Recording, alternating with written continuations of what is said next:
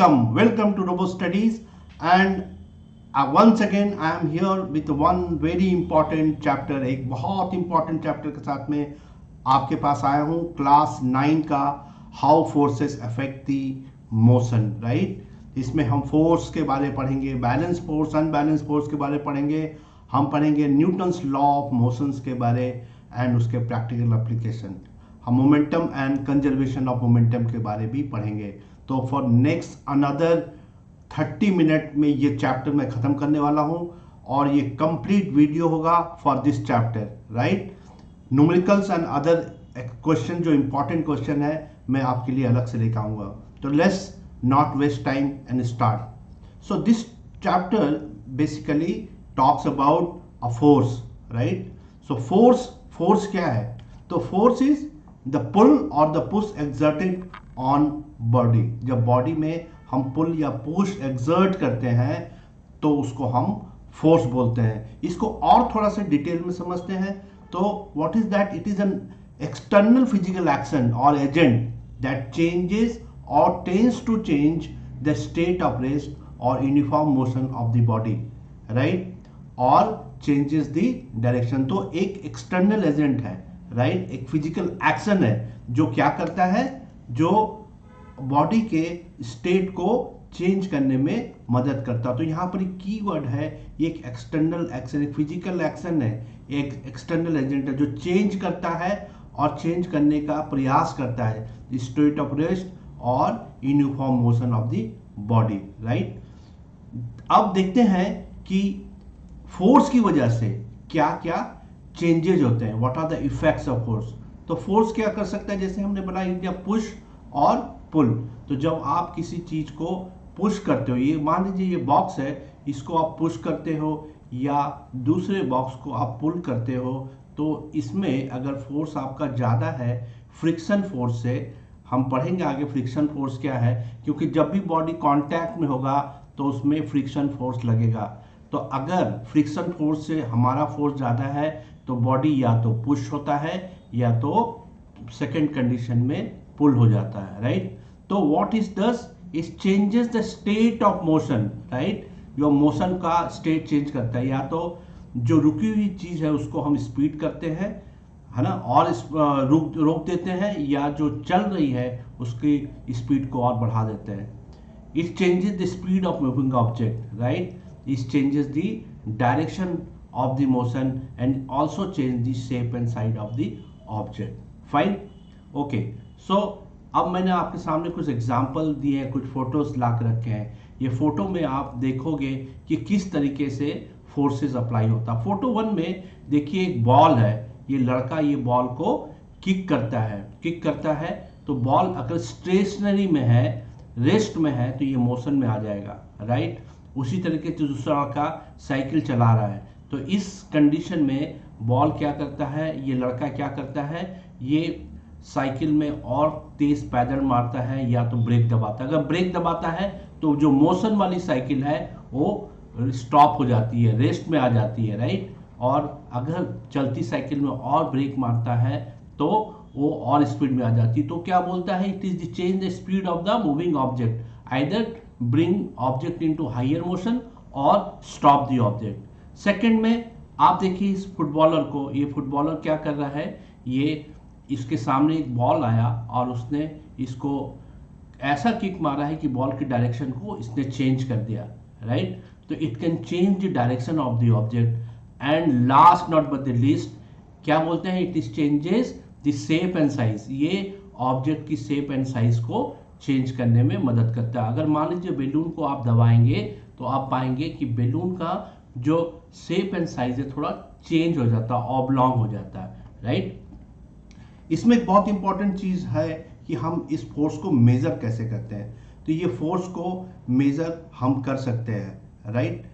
तो एक practical laboratory device है जिसको हम बोलते हैं spring balance, right, spring balance. तो स्प्रिंग बैलेंस एक डिवाइस है जिससे हम फोर्स की मैग्नीट्यूड को मेजर कर सकते हैं।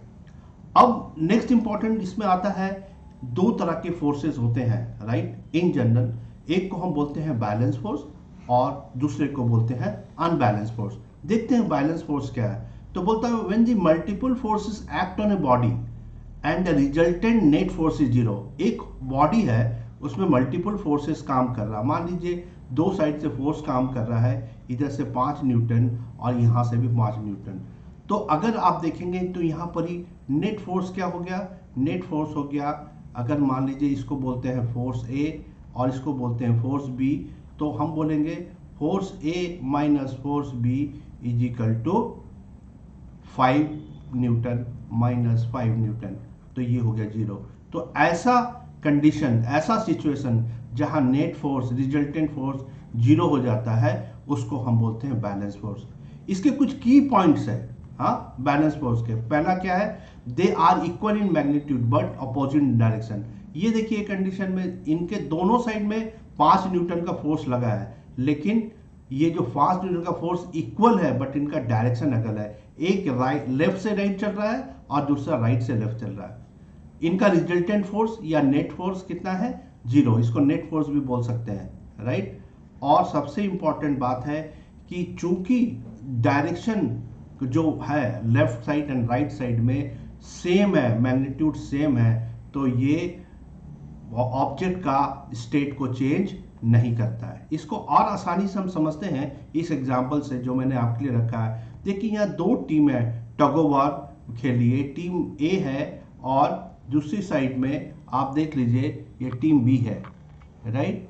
तो टीम ए और टीम बी, टीम ए ने टोटल कितने का फोर्स लगाया, टीम ए ने लगाया 300 न्यूटन का फोर्स और टीम बी ने लगाया भी 300 न्यूटन का फोर्स। चूंकि दोनों साइड में फोर्स बराबर है, तो फाइनली यहाँ पर ही नेट फोर्स कितना हो जाएगा, नेट फोर्स हो जाएगा जीरो हो जाएगा, है ना। 300 माइनस 300 नेट फोर्स जीरो हो जाएगा। तो इस तरह का एग्जाम्पल को हम बैलेंस फोर्स बोलते हैं। नेक्स्ट आ जाता है आपका unbalance force. What is unbalance force? तो अनबैलेंस फोर्स बोलता है when the net force acting on the body is greater than zero, है ना। अगर मान लीजिए ये ऑब्जेक्ट है जिसमें हम right left to right 5 newton का फोर्स लगा रहे हैं, बट राइट टू लेफ्ट हम लगा रहे हैं 8 न्यूटन का फोर्स, तो ये हो गया फोर्स ए और ये हो गया फोर्स बी। तो force B minus force A, right, या फोर्स ए माइनस बी भी आप कर सकते हैं। तो 8 newton minus 5 newton is equal to 3 newton. तो चूंकि ये फोर्स भी ज्यादा हो गया, तो फोर्स भी क्या करेगा, ऑब्जेक्ट को पुश कर देगा, ठीक है, इन the direction of the force, है ना। तो जब भी फोर्स अप्लाई होता है वो force in the direction of the force apply होता है, राइट। तो इस तरह के फोर्स को हम बोलते हैं अनबैलेंस फोर्स। तो अनबैलेंस फोर्सेस क्या होता है, अनबैलेंस फोर्स होता है they are unequal, right, in magnitude. इनका अनइक्वल होता है। आप देखिए force A and force B का जो मैग्नीट्यूड है वो अलग अलग है। They do not cancel each out. ये बहुत इंपॉर्टेंट पॉइंट्स है जो मैं आपको यहाँ लिखा रहा हूं, है ना। एंड द ऑब्जेक्ट एक्सेलरेट और चेंजेस इट्स स्टेट। तो इसमें क्या होता है, चूंकि फोर्सेस अलग होते हैं, तो फोर्सेस अलग होने से यहाँ पर ही force A and force B में, यहाँ पर ही फोर्स एंड फोर्स बी में होने से क्या हो जाता है कि ये पर ही या तो ऑब्जेक्ट एक्सेलरेट हो जाता है, इसका स्टेट चेंज हो जाता है, राइट। और किस डायरेक्शन में होता है, ये मोशन के डायरेक्शन में होता है। फाइन, अब हम चलते हैं, एक मैंने आपको दिया एक टग ऑफ वार का वही पिक्चर को रिपीट किया है। तो यहाँ ये अनबैलेंस फोर्स है, राइट। इसको आप अनबैलेंस फोर्स की तरह पढ़ना, थोड़ा टाइपो एरर हो गया, राइट। तो ये 400 न्यूटन है फोर्स ए एंड ये हो गया 400 न्यूटन हो गया, 300 न्यूटन हो गया फोर्स बी, फाइन। तो यहाँ पर आप नेट फोर्स क्या होगा, आपका नेट फोर्स क्या होगा, net force F A minus F B हो जाएगा, क्या हो जाएगा 400 minus 300 is equal to 100 newton, right. तो हम क्या बोल देंगे, यहाँ हम ये बोलेंगे कि object A, force A is greater, force A is greater than force B. चूंकि force A is greater than force B, so force A क्या करेगा, ऑब्जेक्ट को पुश करेगा in the direction of force A, right. तो ऐसा unbalance force है जहां net force acting में बॉडी में जीरो से बड़ा होता है, ठीक है, okay. So let's move with the new one. Okay, the next one is your force friction on the object. तो फ्रिक्शन फोर्स क्या है? तो फ्रिक्शन फोर्स एक नेसेसरी फोर्स है, राइट? ये होना ही होना है, राइट? जब भी एक ऑब्जेक्ट किसी कांटेक्ट सरफेस के कांटेक्ट में है तो वहां जो फोर्स उसको अपोज कर रहा है, जिसकी वजह से वो रुका हुआ है, उसको हम फ्रिक्शन फोर्स बोलते हैं. तो it is the mandatory force, इसको हम अवॉइड नहीं कर सकते हैं. तो ये ऑब्जेक्ट अगर रुका हुआ है तो अगर इसको हमने जैसे हम अनबैलेंस फोर्स अगर लगा के इसको आगे में हमें पुश करना है तो हमें जो हमारा फोर्स होगा, यहाँ पर जो फोर्स होगा वो ग्रेटर होना चाहिए फ्रिक्शन फोर्स से. ठीक है, तो फ्रिक्शन फोर्स क्या है?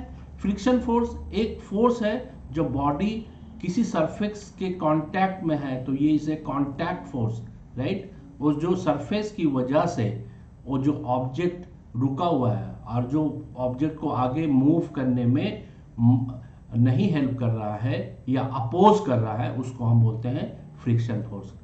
तो अगर मान लीजिए यहाँ पर ही एक 100 kg का बॉक्स है जिसको आप पुश करना चाह रहे हैं, तो आपको एक फोर्स लगाना पड़ेगा जो 100 kg का वेट को ओवरकम सके. तो आपका फोर्स ज्यादा होना चाहिए वेट ऑफ बॉक्स से, राइट? वेट ऑफ बॉक्स है, तो वेट ऑफ बॉक्स से आपका फोर्स ज्यादा कब होगा? तब होगा जब आप इसके द्वारा किए गए फ्रिक्शन फोर्स को ओवरकम करोगे. ठीक है, तो what is the friction force? It is act on the opposite of the direction of the motion, right? It is depending upon the, तो ये हमेशा अगर ऑब्जेक्ट के हमेशा अपोजिट डायरेक्शन, अगर फोर्स इस डायरेक्शन में काम कर रहा है तो फ्रिक्शन फोर्स इस डायरेक्शन में काम कर रहा है तो फ्रिक्शन फोर्स उसके अलग डायरेक्शन में काम कर रहा है, right? It is always present, मैंने जैसे बताया, it is a mandatory, is always present in when the surface touches, है ना? जब भी सरफेस टच करेगा उसका उसमें वो फोर्स तो होगा ही होगा. तो does it is the always bad और good? No, it is not bad. ठीक है, इसके एडवांटेजेस है. अगर फ्रिक्शन फोर्स नहीं होगा तो हम वॉक नहीं कर सकते हैं, राइट? ये नहीं होगा तो ऑब्जेक्ट मूव नहीं कर सकता है. एंड सबसे इंपॉर्टेंट बात, जो आप लिख रहे हो ये लिखने में फ्रिक्शन फोर्स ही मदद करता. तो it has lot of advantages, but yes it has some disadvantage. इसके सम डिसएडवांटेजेस हैं. क्या है? ये जब दो सरफेस आपस में मूव करता है तो आप देखोगे, आप जब फोर्स लगाते हो तो नीचे का सरफेस में फ्रिक्शन की वजह से यहाँ पर हीट प्रोड्यूस होता है, राइट? Heat produce. जैसे आप अपने हाथ को ऐसे रब करते हो तो आप देखते हो कि आपको थोड़ा गरम महसूस हुआ, राइट? ये जो गरम महसूस हुआ है, this is because of the friction force. इसका नेक्स्ट बहुत रियल टाइम एग्जांपल है कि हम जब गाड़ी चलाते हैं तो हमारे टायर कुछ समय के बाद में घिस जाते हैं, तो फिर टायर को बदलना पड़ता है. तो फ्रिक्शन फोर्स कॉज क्या? Wear and tear. ये मैंने आपको पिक्चर दिया है, इस पिक्चर को आप थोड़ा से समझेंगे तो देखिएगा, ये जो बंदा है ये मोशन की वजह से ये फोर्स पुश कर रहा है, तो ये क्या है? ये देखिए, इसने इसको आगे पुश किया है, राइट? और ये पुश कर रहा है तो फ्रिक्शन फोर्स अपोजिट. तो friction force always act on the opposite direction of the motion. ठीक है, होप आपको अभी तक समझ आ रहा होगा. तो let's go with the Newton's first law of motion. Now इसके बाद एक बहुत इंपॉर्टेंट कॉन्सेप्ट आता है न्यूटन्स लॉ ऑफ मोशन. इस चैप्टर का एक बहुत इंपॉर्टेंट पार्ट है, इसको हम लॉ ऑफ इनर्शिया भी बोलते हैं. Now what is Newton first law of motion? So Newton first law of motion state that an object remain at the rest, है ना, or continue moving with the uniform velocity in a straight line unless until an unbalanced force external force apply on it. ठीक है, तो ये कहने का मतलब है कि अगर एक ऑब्जेक्ट मूव कर रहा है और एक ऑब्जेक्ट रुका हुआ है, ठीक है, दोनों स्थिति में, दोनों कंडीशन में इनके पोजीशन में कोई चेंजेस नहीं आएगा. तब तक चेंजेस नहीं आएगा जब तक कोई external unbalance force external force, लेकिन वो अनबैलेंस होना चाहिए, तभी उसको वो रुकेगा या उसकी स्टेट चेंज होगी। तो ये state of change of an object की बात हो रही है कि उसमें स्टेट ऑफ चेंज में बोलता है कि अगर किसी ऑब्जेक्ट के स्टेट ऑफ चेंज करना है, उसका स्टेट को चेंज करना है, तो उसको अगर वो स्टेट का ऑफ रेस्ट में है तो उसको मोशन में लाना है, या मोशन में है तो उसको रेस्ट में लाना है, तो एक अनबैलेंस एक्सटर्नल फोर्स काम करना चाहिए। और इसी को Newton first law of motion बोलते हैं। जो तो आपने देखा जो ऑब्जेक्ट है अपना जो स्टेट है वो नहीं चेंज करना चाहता। It is the tendency of an object to resist a change, right. वो अगर स्टेट में है तो स्टेट में ही रहना चाहता है, और अगर वो मोशन में है तो मोशन में रहना चाहता है। तो वो जो अपना बदलाव नहीं चाहता, रजिस्ट करता है, इसी को हम इनर्शिया बोलते हैं। ये बहुत इंपॉर्टेंट टॉपिक है, इसको बड़ा ध्यान से देखिए। तो what is inertia? It is a tendency in object to resist change in state of motion और स्टेट ऑफ रेस्ट, है ना। रेस्ट में भी रजिस्ट है, ठीक है, ओके। नाउ अब देखिए, मैंने आपको कुछ एग्जांपल दिया है यहाँ पर। देखिए, बोलता है an object at rest will be, अगर ये बॉल है, बॉल तब तक रेस्ट में रहेगा जब तक इसको आप इसमें किक नहीं मारेंगे, राइट। नाउ नेक्स्ट बोलता है unless acted by the unbalance force, ये रेस्ट में है, ये भाई साहब ने मारा किक, अब an object in a motion with the continue constant speed, अब इन्होंने जब किक मारा तो ये बॉल आ गया मोशन में, राइट। अब ये बॉल तभी रुकेगा जब ये गोल पोस्ट में आएगा, राइट ना। तो ये तो पहले बॉल था रेस्ट में, ये बॉल पहले था रेस्ट में कंडीशन 1 में। कंडीशन 2 पे ये बॉल को भाई साहब ने किक से मारा, जब बॉल को इसने शूट किया तो बॉल आ गया मोशन में। अब बॉल कब रुकेगा? या तो कोई खिलाड़ी उसको रोकेगा या तो वो गोल पोस्ट में जाके रुकेगा, बॉल का ये जो नेट होता है नेट में ही जाके रुकेगा, right. So this is called inertia और it is called Newton first law of motion. No, inertia को और थोड़ा समझते हैं। तो इनर्शिया बेसिकली 3 टाइप का होता है, राइट। अब इनर्शिया क्या है? इसे बोला कि an object will continue in the state of rest और state of motion unless until the external force, ये तो हमने ऑलरेडी बात कर लिया है। It is something very very very similar to the first law of motion. अब ये भी देखिए, अब टाइप ऑफ इनर्शिया, तो ये इनर्शिया का ना 3 टाइप होता है। एक को बोलते हैं इनर्शिया ऑफ रेस्ट, एक को बोलते हैं इनर्शिया ऑफ मोशन और एक को बोलते हैं इनर्शिया ऑफ डायरेक्शन। तो इनर्शिया ऑफ रेस्ट क्या है? जैसे बोला, अगर आप गर्मी की छुट्टी में कहीं गए थे और आपने किताब को अपने टेबल पे छोड़ दी थी, अनलेस अनटिल आपके पीछे से किताब को कोई हटाया नहीं होगा, तो इसको हम बोलेंगे ये इनर्शिया ऑफ रेस्ट में ही रहेगा। हाँ, उसके बाद अगर बॉल अगर रोल कर रहा है तो ये बॉल रोल करते रहेगा, लेकिन ये रुक जाता है क्योंकि ऑफ फ्रिक्शन, जो मैंने आपको बताया ना, फ्रिक्शन। तो जब ऑब्जेक्ट अगर बॉल रोल कहाँ कर रहा है? एक सरफेस में रोल कर रहा है, जब वो सरफेस में रोल करेगा तो आफ्टर सर्टेन टाइम ये अपने आप रुक जाएगा। ये क्यों रुक जाएगा? ये इसलिए रुकेगा क्योंकि इसको एक फ्रिक्शन काम करेगा जो अपोजिट डायरेक्शन में, राइट। एंड थर्ड होता है इनर्शिया ऑफ डायरेक्शन। तो इनर्शिया ऑफ डायरेक्शन में जब एन ऑब्जेक्ट पर्टिकुलर डायरेक्शन में चलेगा तो वो अपना डायरेक्शन चेंज नहीं करेगा, है ना। अब इसको हम तीनों को अलग अलग तरीके से समझेंगे। So what is inertia of rest? तो inertia of rest says it is the tendency, it is the property, it is the tendency of an object to resist change in is stationary state. अगर वो रुका हुआ है ना, rest के state में है, तो रेस्ट में रहेगा unless acted upon by the external force, है ना। तो अब जैसे रियल लाइफ एग्जांपल आप देखिए कि जब आप कार में चलते हैं, है ना, और सडनली कार में आप बैठे हुए, सडनली कार स्टार्ट होता है, तो आप क्या हो जाते हैं? आप बैकवर्ड जर्क कर जाते हैं, है ना। कार आगे जा रही है और आप पीछे की ओर, आप कार आगे की ओर गई तो आप पीछे की ओर जर्क कर जाते हैं। आप जैसे कार है ना, अब मैं इसको देखो, मैं आपको ये दिखा रहा हूँ। यहाँ आप देखोगे एक और है कि जैसे बस खड़ी है ना, और आप बस में आप जा रहे हो, कॉलेज जा रहे हो, स्कूल जा रहे हो, आपने ऐसे लटका हुआ बस स्टॉप में, राइट, है ना, और अचानक बस में चढ़ा और बस स्टार्ट की, बस तो आगे की ओर भागी और आप पीछे की ओर जर्क कर गए। इसका कारण क्या होता है? कार के कारण में भी ऐसा होता है कि जब कार आगे मूव करती है तो आप पीछे की ओर झटके से जर्क कर जाते हो, पीछे की ओर पुश कर जाते हो। क्योंकि होता क्या है, जब आप कार में बैठे हुए हो, राइट, आप कार में बैठे हो, राइट, तो आप स्टेट ऑफ रेस्ट में हो, राइट। जैसी कार स्टार्ट होती है तो कार आ जाती है मोशन में। तो जब कार मोशन में आता है तो आपका जो lower part of the body है वो आ जाता है मोशन में, राइट। लेकिन आपका upper part of the body है, जो upper part of the body है वो अभी भी रेस्ट में है। तो क्या होता है कि आप पीछे की ओर जर्क कर जाते हैं। समझ में आया?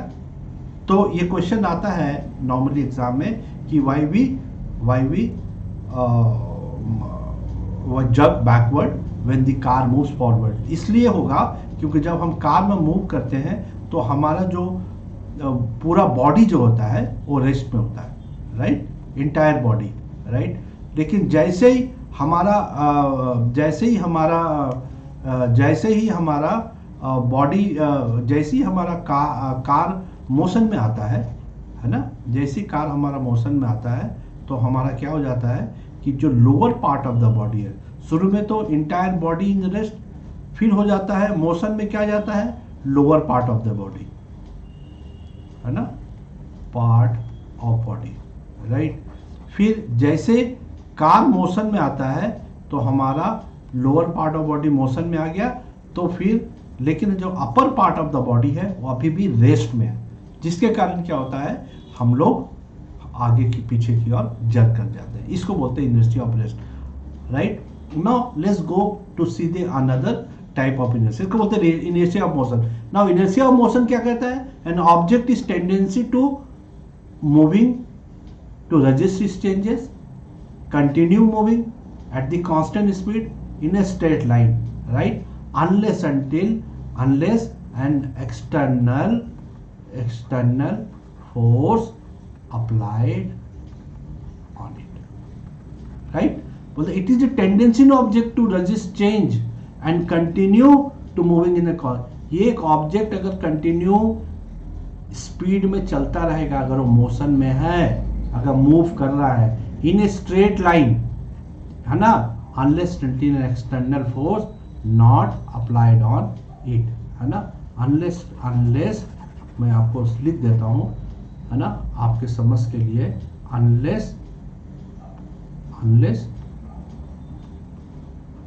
एन एक्सटर्नल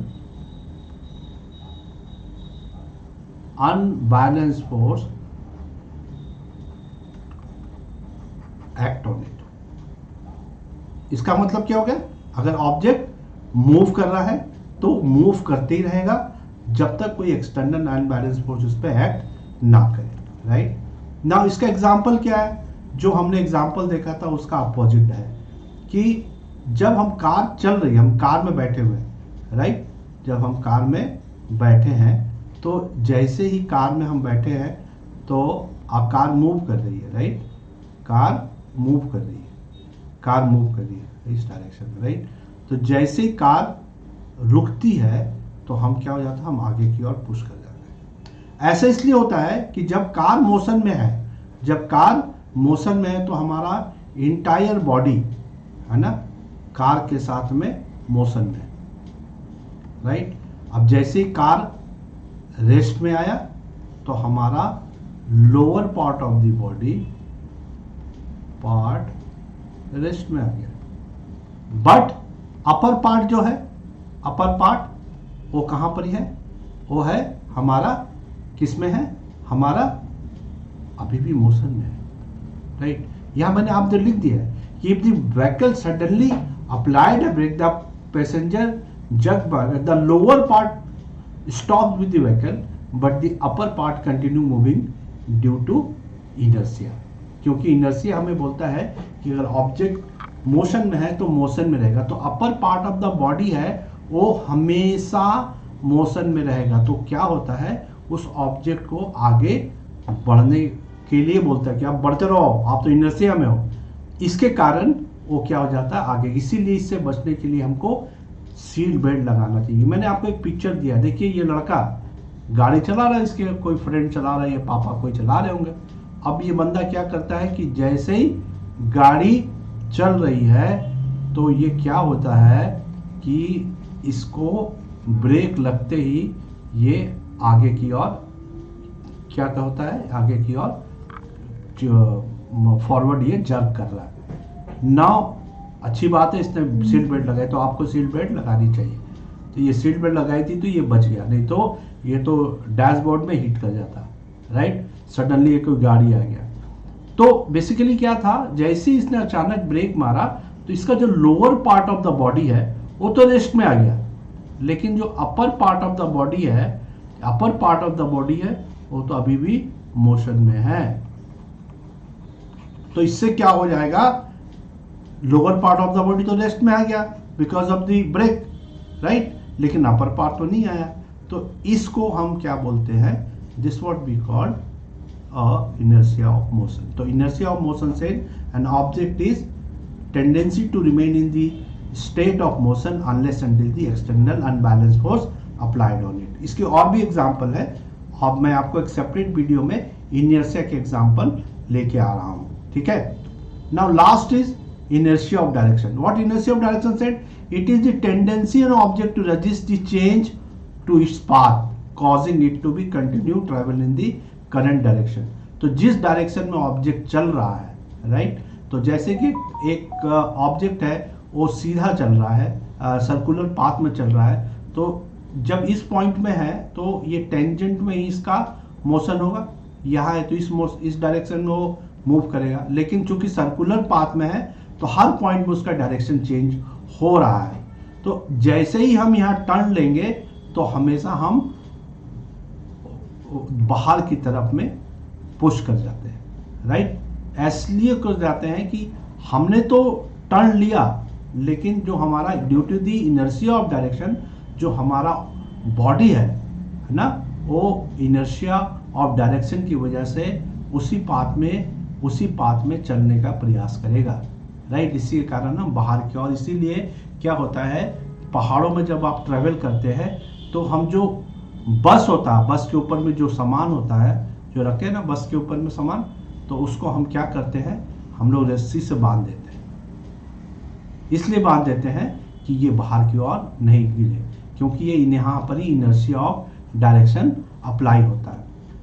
तो इसका रियल एग्जांपल क्या है, तो मैंने car take a sharp turn, जो मैंने आपको बताया, the passenger tends to lean on the side of the opposite direction, है ना, अपोजिट में ना बाहर की ओर झटका।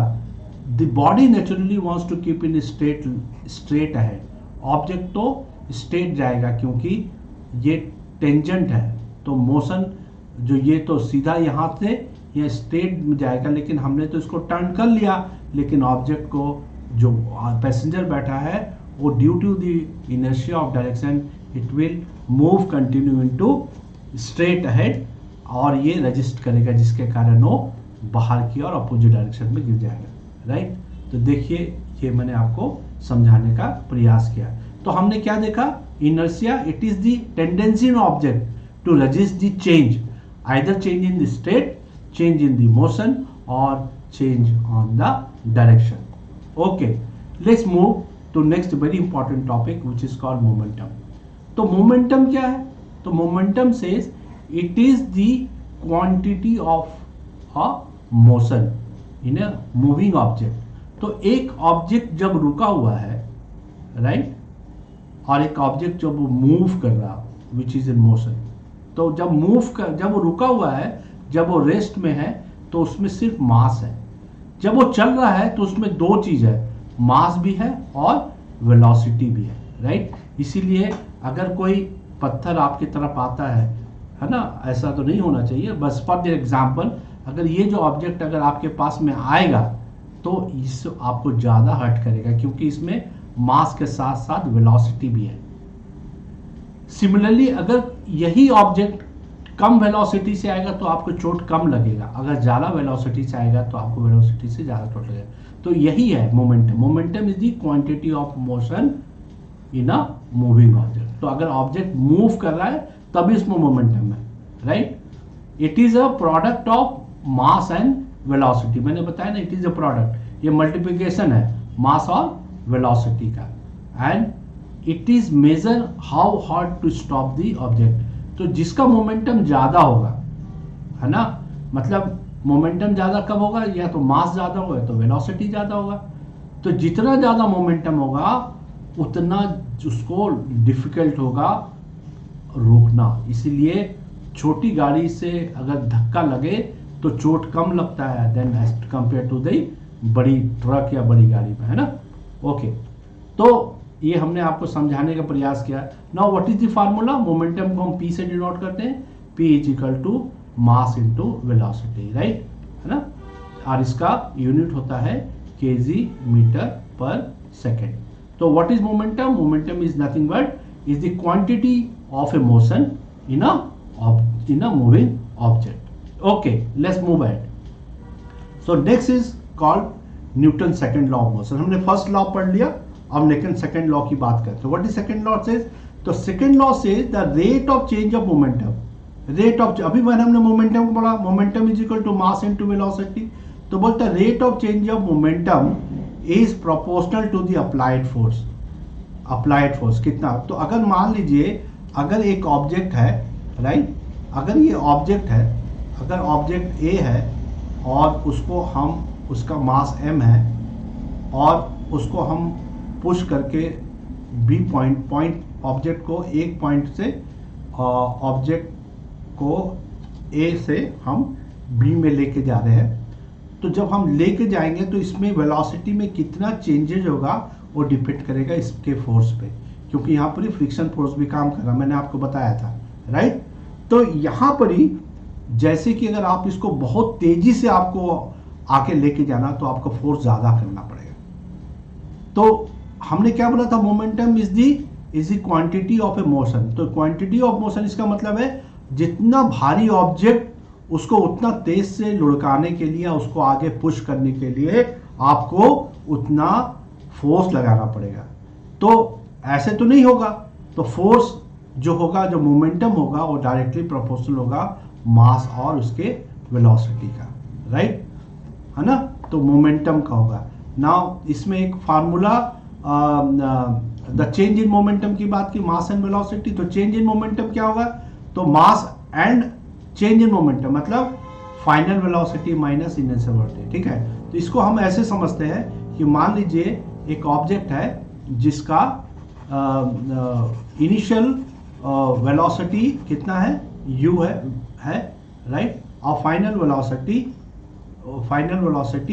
v है। तो एक ऑब्जेक्ट है जिसका मास है m, ठीक है, initial velocity u, final velocity हो गया इसका वेलोसिटी v हो गया। तो हमने बोला change in momentum. Change in momentum मतलब final velocity minus initial velocity, right. तो मोमेंटम m होता है, तो फोर्स जो होगा वो किसके बराबर होगा? Mass into change in momentum, mass into change in velocity. तो हमको क्या पता है? Change in velocity with respect to time क्या होता है? इसको हम, ये तो समय होगा ना, ए से बी में आप जाएंगे तो ए से बी में पहुंचने में उसको तो टाइम लगेगा, तो विथ रेस्पेक्ट टू टाइम होगा। तो क्या होगा? F is equal to m into a, क्योंकि हमको पता है ए क्या होता है? Change of velocity with respect to time. तो यहाँ पर ही हम इसको ए से रिप्लेस कर देंगे, राइट। तो momentum, second law of motion क्या बोलता है? The rate of change of momentum is proportional to the applied force and is occur in the direction of the force. ये फोर्स के डायरेक्शन में ही काम करता है, राइट। तो जैसे यहाँ पर ही मैंने आपको एक एग्जाम्पल दिया है कि ये जो बंदा है, ये देखिए, ये बंदा क्या कर रहा है? ये बंदा है, ये क्या कर रहा है? ये इसको पुश करने का कोशिश कर रहा है। तो ये पुश करेगा, तो इसमें पुश करेगा तो इसमें फोर्स लगा रहा है, जिसके कारण इसमें मोशन क्रिएट हुआ, है ना। और ये अनबैलेंस फोर्स होगा। सारे ऑब्जेक्ट, सारे पॉइंट, सारे कॉन्सेप्ट रिलेटेड है। तो जितना ज़्यादा फोर्स उतना ज़्यादा मोशन, जितना ज़्यादा मोशन, मतलब पहले ये u में था, अब v यहाँ आ गया, ये पहले u था, तो अगर v बड़ा होगा u से तभी होगा जब फोर्स ज़्यादा होगा। तो इसका मतलब क्या होगा, जितना ज़्यादा फोर्स उतना ज़्यादा एक्सेलरेशन, क्योंकि हमको पता है F is equal to m into a, यानी F is directly proportional to mass और F is directly proportional to acceleration.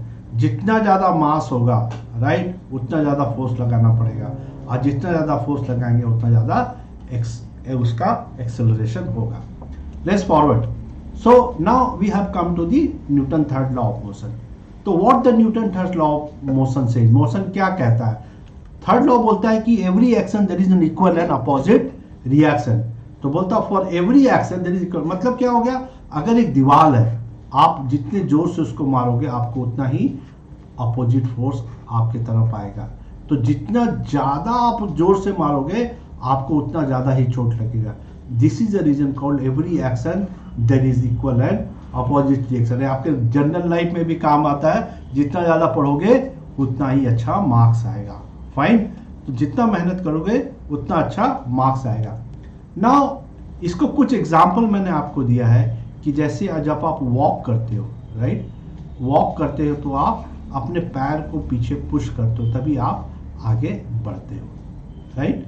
तो इसका अगर आप पुश नहीं करोगे तो आप आगे नहीं बढ़ पाओगे। तो वॉकिंग इसका एक एग्जाम्पल है, वॉकिंग, राइट।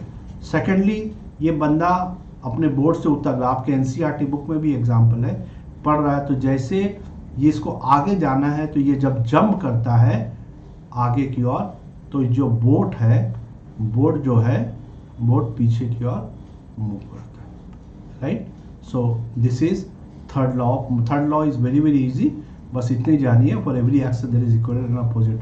तो इसीलिए एग्जाम्पल होगा, जैसे एग्जाम्पल होगा कि जब आप बंदूक से गोली मारते हो तो आप जितने जोर से गोली जाता है जर्क आपको उतना ही पीछे लगता है, राइट।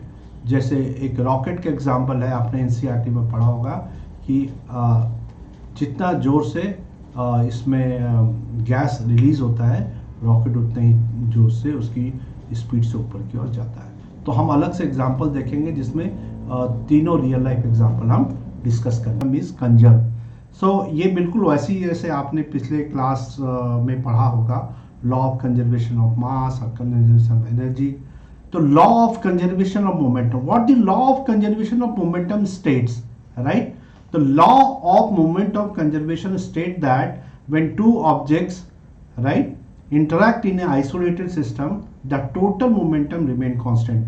जब दो ऑब्जेक्ट आपस में इंटरैक्ट करता है तो उसका जो टोटल मोमेंटम है वो बिल्कुल कांस्टेंट रहता है, राइट। इसका क्या मतलब है? इसका मतलब ये होता है कि अगर दो ऑब्जेक्ट आपस का जो मोमेंटम है, so that momentum before collision, जो आपस में टकराते हैं और इंटरैक्ट करते हैं, तो जो momentum before the collision and after the collision बिल्कुल सेम होता है ना।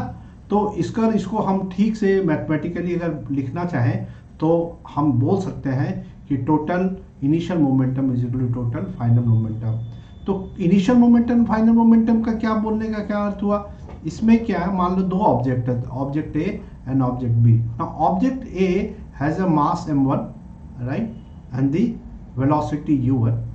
Similarly, object 2 is the mass is m2 and velocity u2, right. They come to the motion and then what happened, they gain an velocity where mass become m1 and the velocity become v1, and when they collide, a कुछ velocity b की वजह से b पे आ जाता है, तो b का मास m2 है and velocity v2 है, okay, and this is after momentum। तो मैथमेटिकली हम इसको कैसे लिख सकते हैं, फॉर टू बॉडी सिस्टम, ठीक है, जब वो लोग आपस में कोलाइड करते हैं तो we can write that m1 u1 plus m2 u2 is equal to m1 v1 plus m2 v2, right. So mathematically momentum before collision is equal to momentum after collision. where m1 and m2 are the masses of the object, है ना, masses of the object, right, and u1 and u2 are the velocity, है ना, it is the initial velocity, right, initial velocity, right, of objects, and v1 and v2 are the final velocity, right. तो ये हम बोलेंगे कि conservation moment के definition के हिसाब से m1 u1 plus m2 u2 is equal to m1 v1 plus m2 v2, है ना। This is called law of conservation momentum. So derivation is not needed but there is lot of numericals is coming here. Okay guys, all the best. With this, I'm concluding this chapter here, and we'll come back with more objective question and numerical question for you. Okay, guys, thank you. Keep watch, work hard.